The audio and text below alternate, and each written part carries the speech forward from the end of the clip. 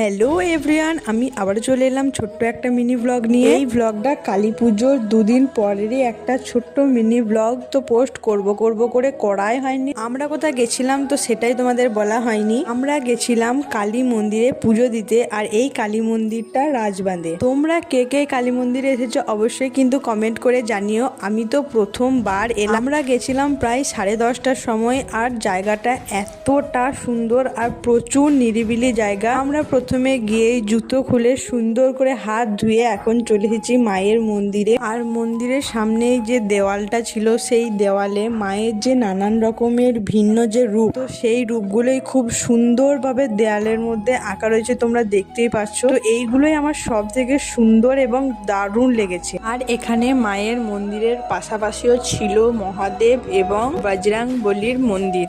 এখন আমরা সব ঠাকুরকে প্রণামও করে নিলাম। তো তারপরে চলে এসেছিলাম মায়ের মন্দিরে, আর দেখি এখানে মালা পরানো হচ্ছে মাকে। পুজো কমপ্লিট হওয়ার পর এখন সবাই পুষ্পাঞ্জলি দেওয়ার পর পুজো তো প্রায় কমপ্লিট, আর এইদিকে আমরা প্রসাদও খেয়ে নিচ্ছি। চলো এখন আমি বাড়ি যাই। আর তোমাদের ভিডিওটা কেমন লাগলো অবশ্যই